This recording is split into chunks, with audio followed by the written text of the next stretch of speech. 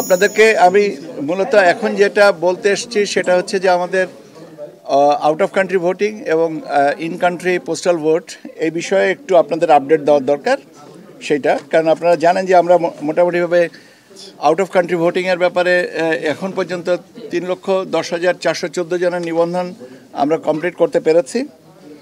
আর পাশাপাশি আপনারা জানেন যে 3 শ্রেণীর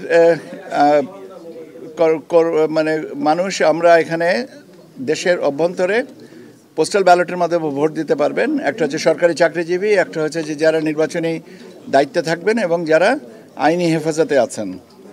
তো এদের জন্যে যে আমাদের অ্যাপ যেটা আমরা সেই অ্যাপটা গুগল প্লে স্টোর থেকে, যেটা অ্যান্ড্রয়েড ফোন যারা ব্যবহার করি তাদের অ্যাপটা ডাউনলোড এখন করতে পারবেন। আমরা এখনও ওই অ্যাপল স্টোরের যেটা আইফোন ব্যবহারকারীদের ওই অনুমোদনটা এখনও পাইনি, যদিও একসাথে আমরা অনুমোদনটা প্রসেস করেছিলাম, কিন্তু আমরা অ্যান্ড্রয়েড সিস্টেমের যেটা আছে সেটা থেকে আমরা এই ডাউনলোড করতে পারছি। এবং আমরা আশা করছি যে আগামী তফসিল ঘোষণা পরপর থেকেই যারা দায়িত্ব পালন করবেন তারা এটা নিবন্ধন করতে পারবেন। এখানে একটু গ্যাপ আছে, সেটা হচ্ছে যে যারা নির্বাচনী দায়িত্বে থাকবেন এদের তালিকাটা তো আপনার প্রকাশ করা হয়, রিটার্নিং অফিসাররা করেন। তো রিটার্নিং অফিসাররা যতক্ষণ না পর্যন্ত করছেন ততক্ষণ পর্যন্ত এটা সীমাবদ্ধ থাকবে, তবে সেটা নিঃসন্দেহে দীর্ঘায়িত হবে না। আগামী সপ্তাহে আমরা এটাকে কমপ্লিট করতে পারবো এবং আমার মনে হয় যে এটা 16 বা 17 তারিখ থেকেই আমরা এটা শুরু করতে পারবো।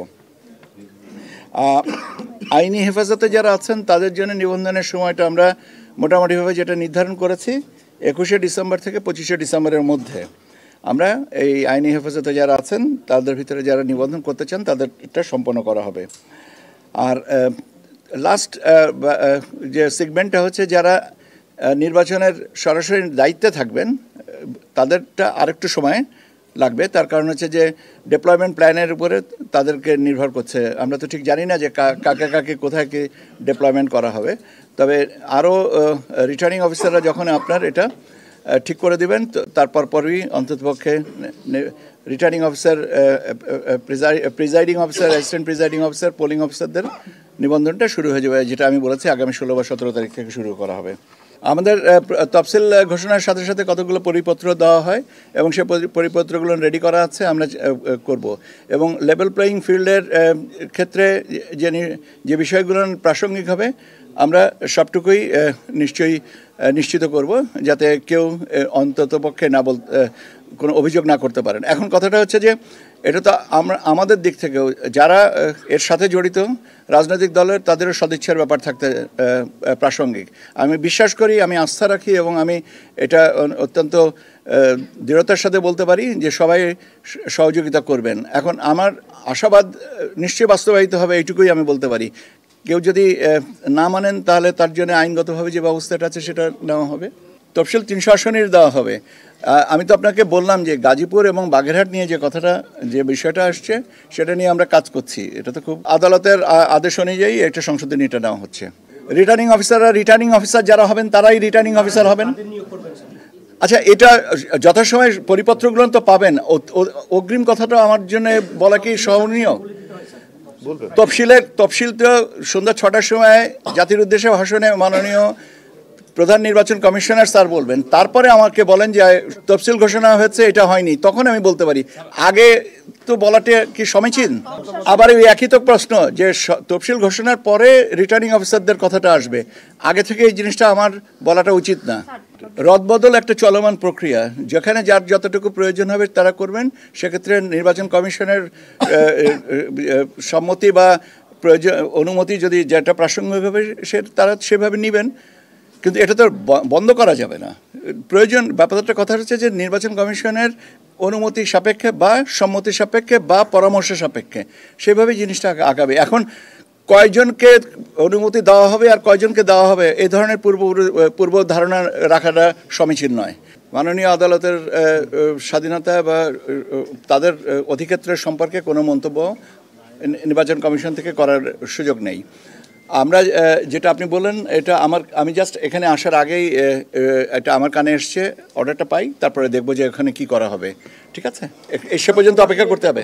আমাদের প্রাথমিকভাবে নিবন্ধনের পোস্টাল ব্যালটে প্রাথমিকভাবে নিবন্ধনের অনুমিত সংখ্যাটা হচ্ছে 10 লক্ষ। তার ভিতরে প্রবাস থেকে আছেন 3,10,505 জন এখন পর্যন্ত, আর বাকিটা হচ্ছে যে ইন কান্ট্রি। এইটা হচ্ছে আমাদের এটা 10 লক্ষ যদি অতিক্রম করেন তখন আমরা অ্যানাদার 10 লক্ষের জন্যে আমরা আমাদের বাফারটা ওপেন করব। আর আপনার প্রথম প্রশ্নটা হচ্ছে যে আমাদের প্রবাসে কতজন ভোটার আছেন এ সংক্রান্ত আসলে কোনো সঠিক পরিসংখ্যান আমরা বিভিন্ন জায়গা থেকে পাইনি। তবে আমাদের অনুমান মোটামুটিভাবে 1 কোটি থেকে 1,05 লক্ষের কাছাকাছি। এখন ব্যাপার হচ্ছে নিবন্ধন করাটা তো হচ্ছে ভোটারের ইচ্ছার উপরে নির্ভরশীল। এখন আমরা এইটার অনুমান করে রেখেছি এবং সেই কারণে আমরা 10 লক্ষ, কেননা 10 লক্ষ যদি ওপেন করলাম, 50 লক্ষ ওপেন করলাম, তাহলে আমাদের 50 লক্ষ ব্যালট প্রিন্ট করতে হবে এবং সেটা একটা অপচয় যদি হয় তাহলে সেটা নিঃসন্দেহে আপনারা তখন আমাদেরকে বলবেন আমরা কেন হিসাব করিনি। সেই জন্য আমরা 10 লক্ষের একটা করে গ্যাপ নিয়ে আমরা করছি। এটা নির্ভর করে যিনি নিবন্ধন করছেন তার উপরে। এটা আমি কি করে এখান থেকে বলবো? ব্যাপার আছে যে মামলা করা যায় না। আপনি আদালতের অধিক্ষেত্র সম্পর্কে আমাকে বলতে বলছেন। আদালতের অধিক্ষেত্র সম্পর্কে বলার এখতিয়ার বোধহয় আমার নেই। আইনে এটা আদালত যদি কগনিজেন্সে নিয়ে থেকে থাকেন সেটা তো আমরা আদালতে নিশ্চয়ই বলা হচ্ছে। তারপরেও যদি আদালত সেটা বিবেচনায় না নেন তখন সেক্ষেত্রে আমাদের রায়গুলো আমাদের ক্ষমতাকে খর্ব করছে কিনা আপনি যদি বলেন তাহলে এক অর্থে এটা একটা প্রশ্নবিদ্ধ অবস্থানে আছে, সেটাও সত্যি কথা। আমরা সেটা ওনারই কথা। আমাদের প্রশ্নের আমাদের একটা প্রশ্নবিদ্ধ হচ্ছে, খর্ব আর প্রশ্নবিদ্ধের ভিতরে পার্থক্য আছে। খর্বটা হচ্ছে বাতিল আর প্রশ্নবিদ্ধ হচ্ছে কোশ্চেনেবল, যেটা উইচ ক্যান বি চ্যালেঞ্জড। আপনাদেরকে ধন্যবাদ।